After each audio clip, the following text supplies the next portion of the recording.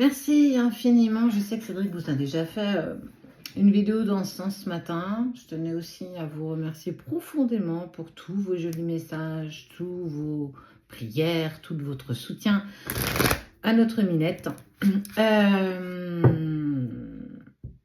Merci pour vos commentaires que je prends le temps de lire. Alors, je ne peux pas répondre à tout le monde. Enfin, on ne peut pas prendre le temps de répondre à tout le monde. On a des infos un petit peu au compte-gouttes.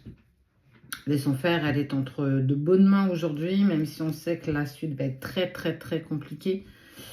Voilà, je tenais à vous remercier et je vais juste rebondir sur un petit message que j'ai vu tout à l'heure, qui est pas négatif en soi. L'achat d'un scooter. Alors, il faut savoir que j'ai très longtemps refusé que ma fille, que notre fille, ait le permis scooter, ou en tout cas ait un scooter. Pourquoi? Parce qu'il y a quelques années, on m'avait annoncé cet accident. Et en fait, on pense que parce qu'on a des infos, on n'en parle pas. Ou en tout cas, on fait en sorte que ça n'arrive pas. Résultat de tout ça, elle a eu son scooter. C'est une jeune femme, parce qu'elle vient d'avoir 18 ans, qui est très prudente, qui a toujours attaché son casque, qui s'est toujours mis en sécurité. En fait, elle connaît et elle a jamais joué. Elle a toujours été très sérieuse. Et elle l'est toujours d'ailleurs. Mais ceci n'empêche pas. En fait, je passe par là, j'ai envie de te dire ça, tu sais pourquoi? Quoi que tu fasses, s'il y a des choses qui doivent arriver, elles arriveront.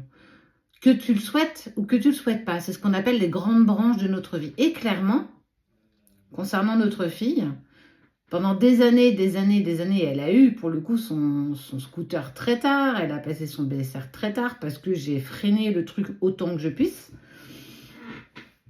Mais on ne peut pas emprisonner un enfant, on ne peut pas lui couper de sa liberté, on ne peut pas l'empêcher de vivre ses propres expériences.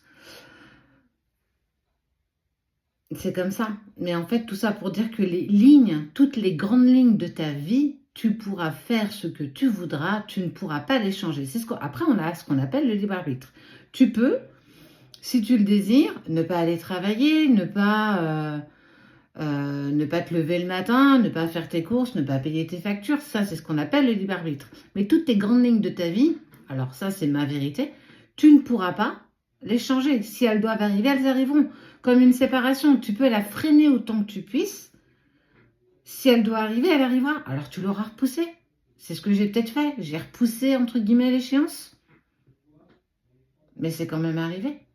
Alors c'est pas être fataliste, c'est être réaliste.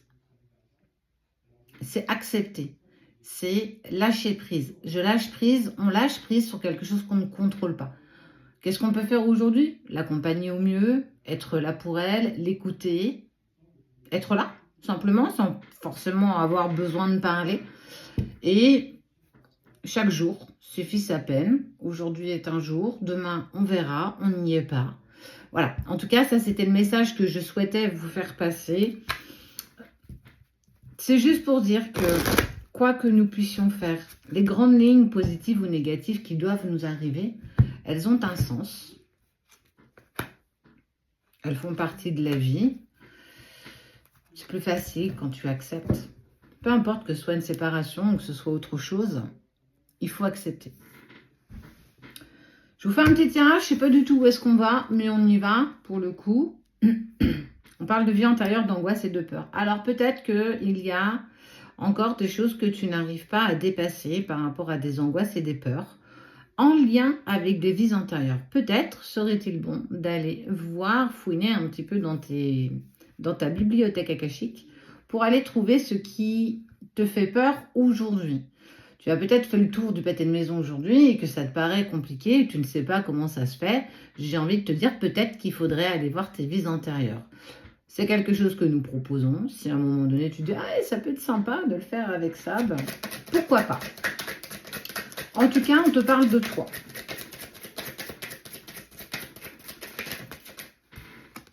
Et vous savez cette phrase, Dieu n'envoie que ses meilleurs soldats au combat.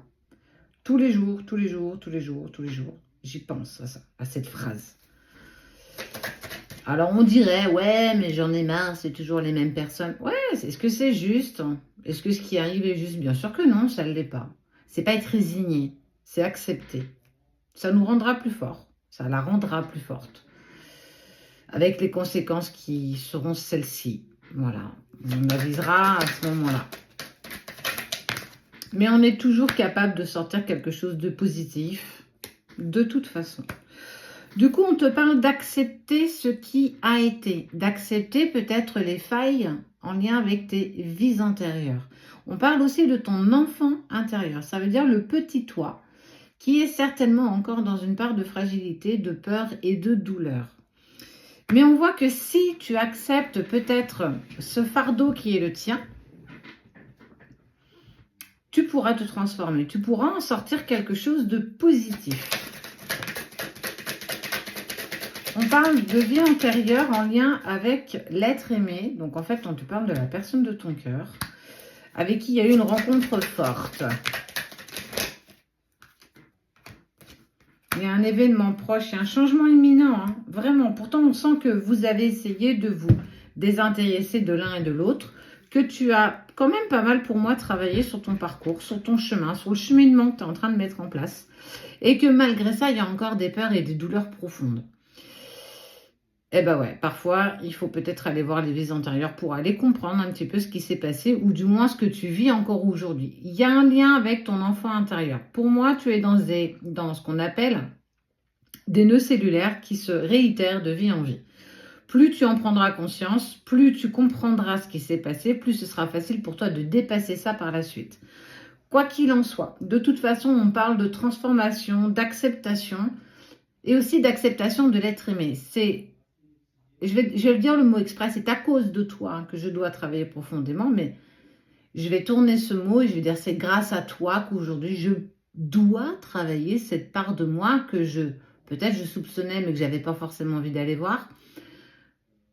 Tu es plus forte que ça. Je le dis et je le redis, la vie nous met toujours à l'épreuve, l'univers te mettra toujours à l'épreuve chaque jour que Dieu fait, et peu importe en qui tu crois, là n'est même pas la question.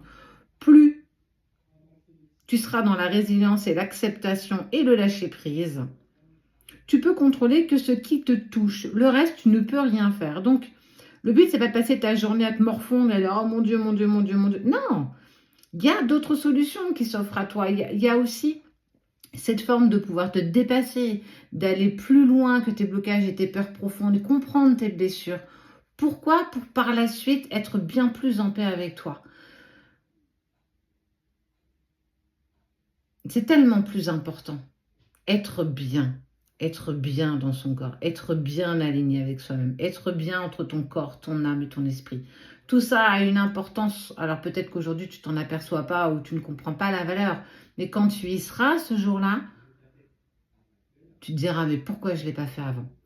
Quoi qu'il en soit, on voit qu'il y a un retour de l'être aimé, de l'acceptation, un événement proche, malgré le fait que vous avez essayé de vous oublier, de par ton déblocage là que tu vas mettre en place en lien avec cette vie et tes vies antérieures pour aller découvrir ton blocage, ta peur profonde et tes difficultés pour avancer. On parle de changement imminent avec la création d'un événement très proche. Tout est à ta portée, tout est au bout de tes doigts. Tu as ton pouvoir créateur, essaye d'en faire bon usage.